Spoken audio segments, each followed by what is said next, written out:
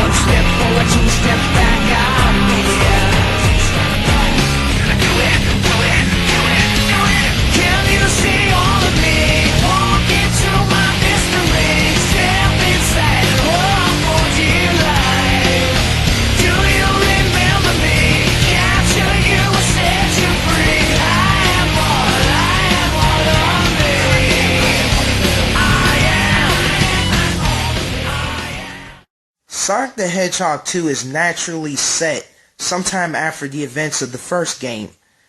Following his defeat at the hands of the Blue Blur, Dr. Robotnik has crash-landed on Christmas Island and he's begun work on his greatest creation, the Death Egg. I sense a lawsuit in your future. Sonic soon arrives on the island via biplane. I guess he earns a pilot license between games, and meets a two-tailed fox named Tails, though his real name is Miles Prower. There are various versions of how they met. In Adventures of Sonic the Hedgehog,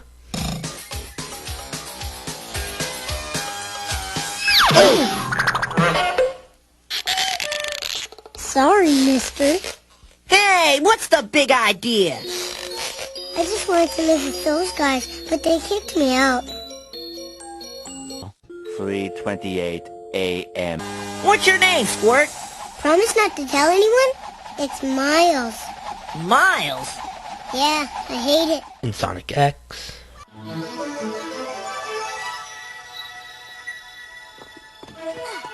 Wow, this plane looks pretty fast, but I bet I can make it even faster.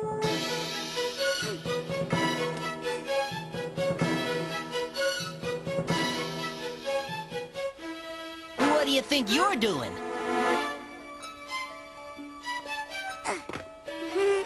Sorry, but when I see a machine, I can't help myself.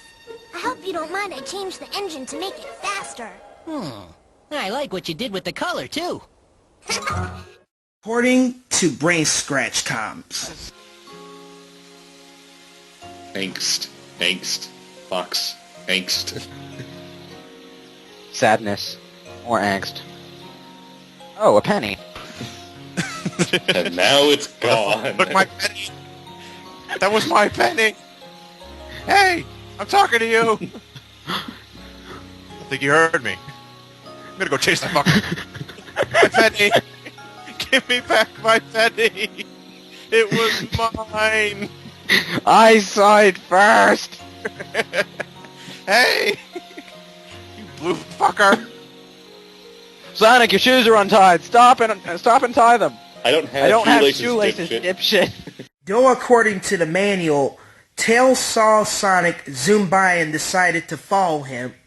Good thing he did too, because in order to stop Robotnik they have to travel through 10 zones, 11 if you count the final boss, which makes this game much longer than the first game. Most of the zones only have 2 acts, but they can be quite meaty.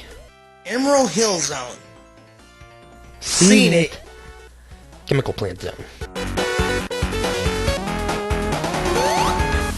Aquatic Ruin Zone. I used to be a hedgehog until I took an arrow to the face.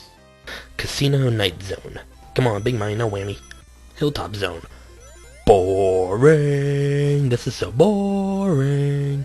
Mystic Cave Zone. Cave story, grave story, slave story. Hey, I'm talking about a cave story, save story, babe story. Here we go. Oil Ocean Zone. Thank God I left the matches at home for this one. Metropolis Zone. Fuck you, and definitely fuck you. Sky Chase Zone. Oh yeah, oh yeah, friends for life through thick and thin with another tale to spin. Wing Fortress Zone. Death Egg Zone.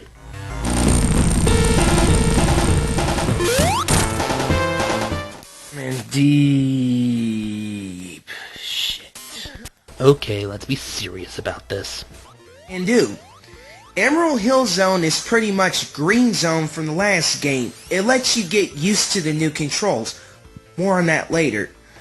And Robotnik attacks you with his drill car, which is one of the most pathetic machines he's ever made. Chemical Plant Zone introduces us to speed boosters, one of the many things that split the Sonic community. Why? Who the hell knows? But hey, they make you go so fast you can outrun the screen. Neat. There's also this purple water that really fucked me up as a kid. Robotnik's machine is designed to drop the purple water on Sonic, but be careful, like in Spring Yard Zone from the last game, you could potentially fall through the floor after being Robotnik. Arctic Ruin Zone is the Rizik water level and one of the few where you could potentially never touch the water. Robotnik uses a hammer to hit these totem poles to make them shoot arrows, which make a convenient ladder. Or you can just stand on top of the totem poles. Casino Night Zone is the first of many casino/carnival levels to be featured in the franchise. Try not to spend too much time gambling, otherwise you'll run out of time or lose all your rings by getting 3 Robotniks.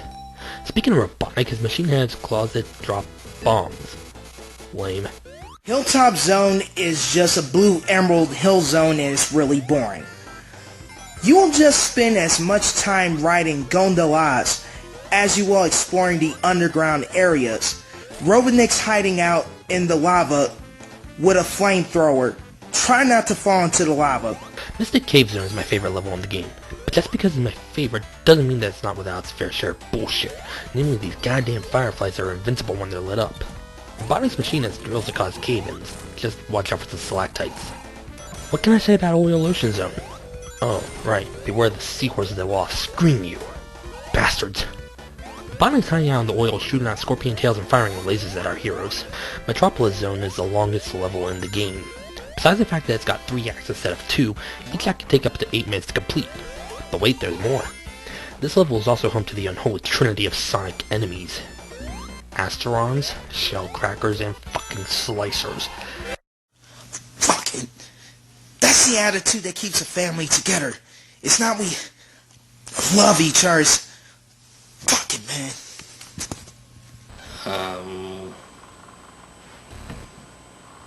Moving on. Robotnik's machine is surrounded by mini Robotniks. Once they're gone, he starts firing his lasers.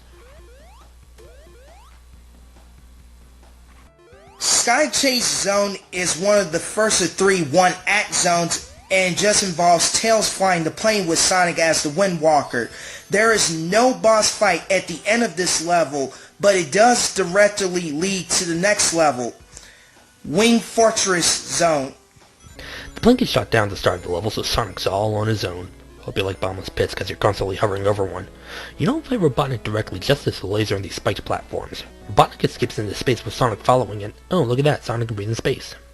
Death Egg Zone is the final showdown. Sonic first has to get past Silver Sonic before fighting Robotnik in his giant match. There are no rings in this level, so it's all a matter of reflexes. Fortunately, Sonic has a few new moves to help him out on his journey, including the spin dash. By holding down the D-pad and repeatedly pushing the jump button, Sonic and Tails will rev up and take off at high speeds. By collecting 50 rings and jumping into the ring stars around a goalpost, you'll be transported to the special stage, where you can collect the Chaos Emerald. The special stage in this game is a half-pipe structure with 3 segments where you must gather a certain number of rings before you can progress. If you fail, you get booted out, but if you succeed, you get a Chaos Emerald. There are 7 Chaos Emeralds now, and you can potentially get all of them in Emerald Hill Zone. Once you have all 7 and gather 50 rings again, your ring count resets to 0 when you finish the special stage, and jump, Sonic can transform into Super Sonic. You move faster, you jump higher, and you're invincible, but at the cost of 1 ring per second. You can also still die due to drowning, being crushed, or falling down a bottomless pit, so watch out. Yeah, not even Super Sonic is safe from the pit Mystic Cave Zone. This game also introduces multiplayer. Sonic and Tails race through 3 zones as well as a special stage so you can gather the most rings. You can also play 2-player during the main game with 1 player controlling Sonic and 1 player controlling Tails. Sonic the Hedgehog 2 is the best-selling game in the franchise, partly because it did everything better than the first game, but also has to do with it being bundled with the Genesis. But is it really worthy of the title Best Sonic Game? Honestly, I couldn't tell you. But what I can tell you is that 2015 has been a great year between the movies that came out, such as Jurassic World, Goosebumps, and Star Wars Force Awakens and In the Heart of the Sea. Coupled with all the videos that I put out, I've had a lot of fun. I don't care that I don't have that many subscribers. I don't care that there's maybe only 1 person watching these videos. If I'm entertaining even just 1 person, then I'm doing my job. I appreciate each and every one of you. And I'm sorry, I know that some of you won't care for the song in this montage, but there's a little song I'd like to leave you all with.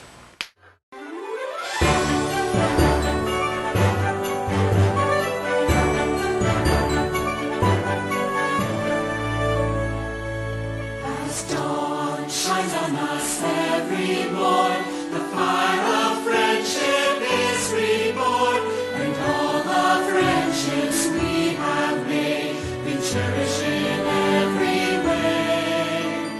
Loyalty binds us and makes us strong, honesty shows that we belong, and kindness shared will unite us through each day. The fire of friendship lives in our hearts, as long as it burns we cannot drift apart. The quarrels arise, their numbers are few, laughter and singing will see us through, will see us through. We are a circle of pony friends, a circle of friends will be to the very end. Winter brings all its cold and storm, the glow in our hearts keeps us warm. Orlando, thanks for joining me on this one. It was great having you on board. Thanks for letting me join. I'm looking forward to doing this again. Same here, pal. You want to sign off? Merry Christmas. Merry Christmas to one and to all. And we shall see you all in 2016.